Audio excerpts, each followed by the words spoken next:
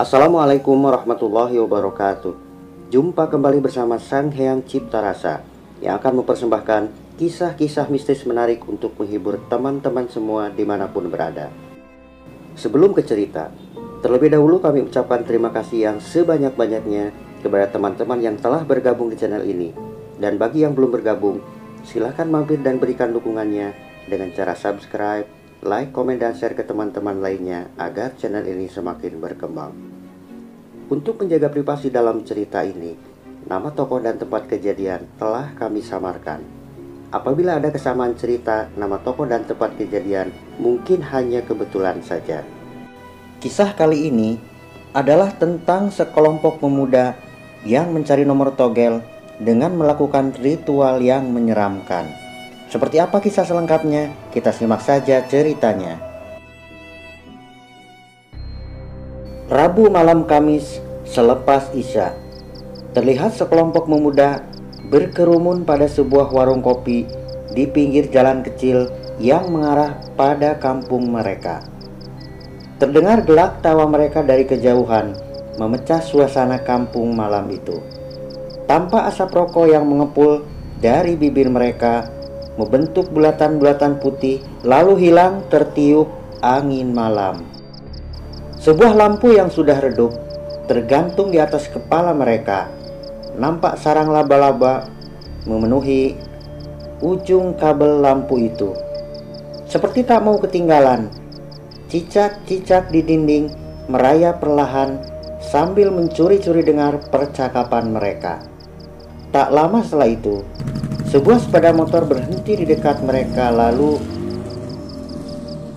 "Oi," ujarnya sambil memberikan kode dengan jarinya membentuk angka-angka.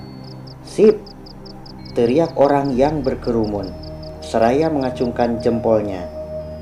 Dari dalam warung keluar Ceyati dan "Berapa infonya?" ujarnya bertanya pada pemuda-pemuda yang berkerumun itu. "4, Cek," jawab salah seorang pemuda pada Ceyati. Nah teman-teman, apakah sebenarnya yang mereka bicarakan? Tentu teman-teman masih ingat istilah togel atau nomor buntut, yang waktu di sekitar tahun 1990-an, togel merajai seluruh topik pembicaraan semua orang waktu itu. Di rumah, di pasar, di warung, di pos ronda, bahkan di tempat pekerjaan mereka pun tak luput dari membicarakan nomor yang akan keluar pada esok harinya.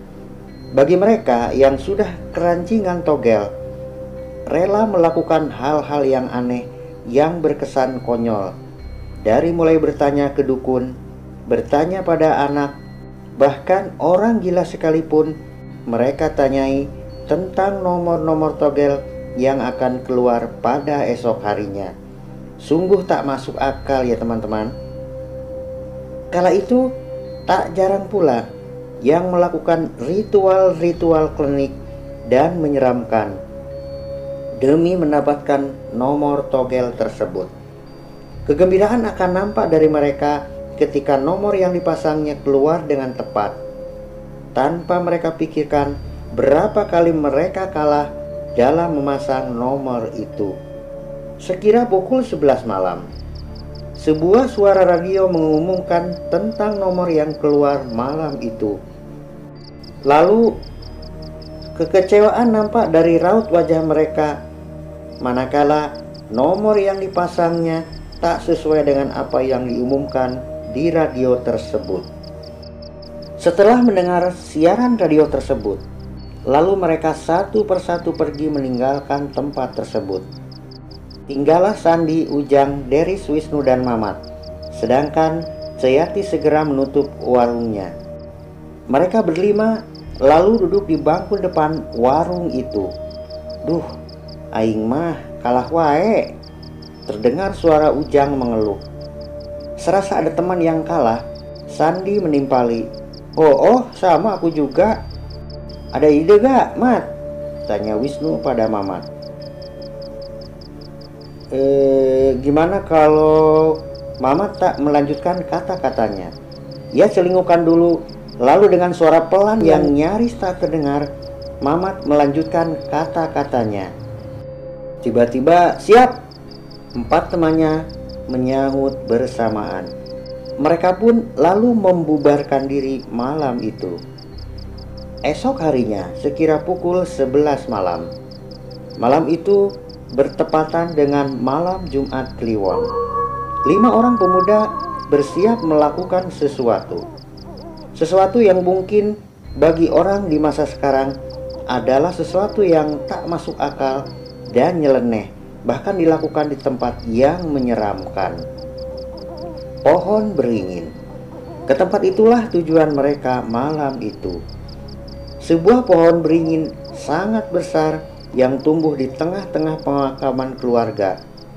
Saking tuanya pohon beringin itu memperlihatkan akar-akar yang menjuntai ke tanah. Ditambah lagi diameter pohon itu yang sangat lebar, serta daun-daun yang sangat lebat. Nampak beberapa nisan batu berlumut menyembul dari beberapa gundukan tanah yang mengitari pohon beringin itu, menambah suasana di tempat itu semakin menyeramkan. Rumput dan semak belukar pun memenuhi setiap sudut tempat tersebut. Wisnu dan Mamat, 2 orang itu memiliki kepekaan batin yang sangat kuat. Mereka mampu merasakan dan melihat fenomena gaib di sekitarnya.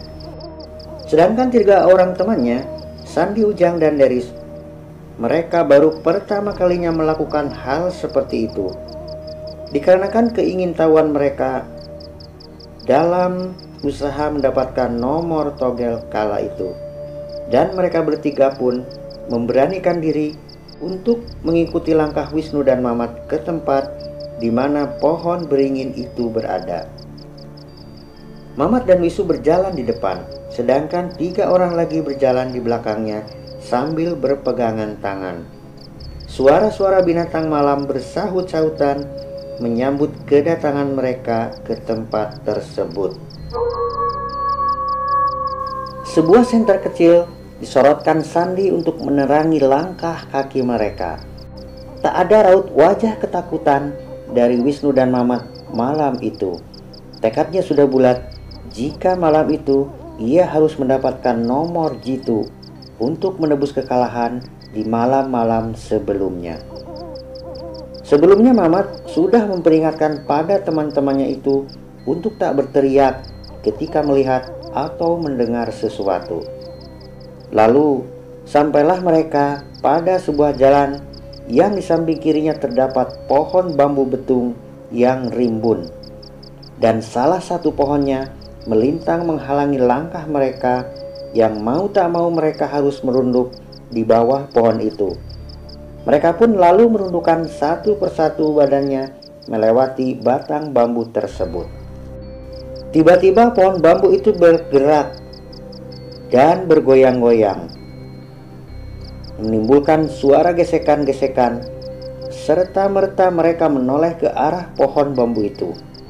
Sandi yang memegang lampu senter segera menyorotkannya ke arah pohon itu, dan sosok berkain putih nampak dengan jelas di hadapan mereka berlima.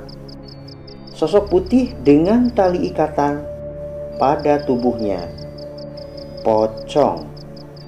Mamat dan Wisnu segera memegang tangan 3 temannya agar tak lari dari tempat itu. "Kalian tenang," ujar Mamat.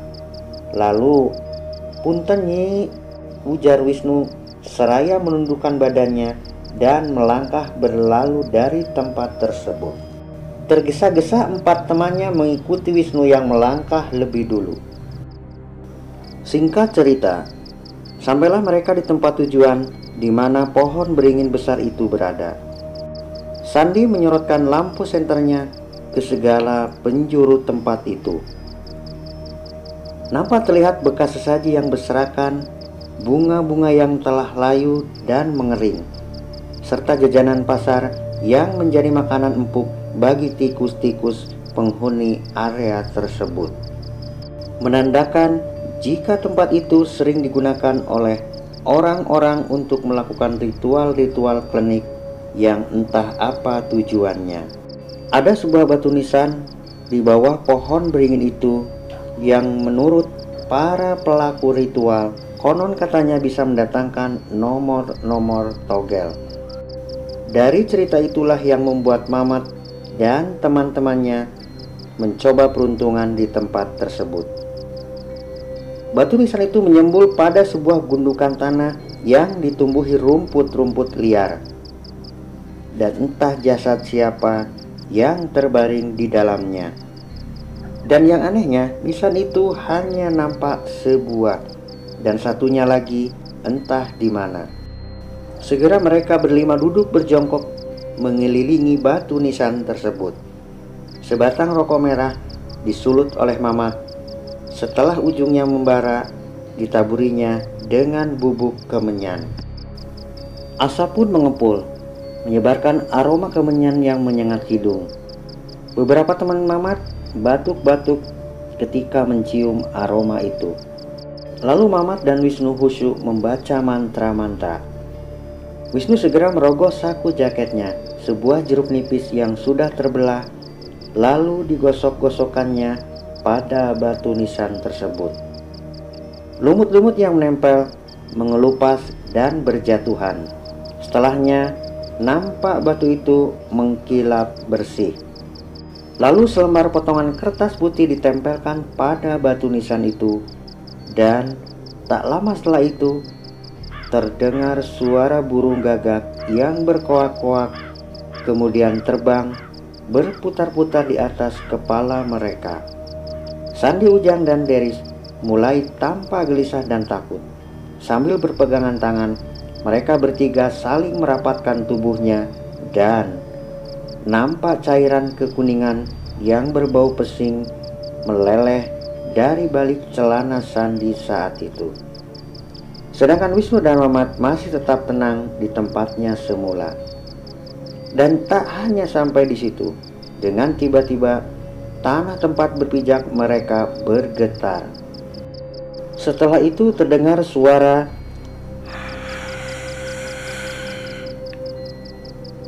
dan tanah dekat batu nisan itu tiba-tiba terbelah dan membentuk lubang kecil yang menganga.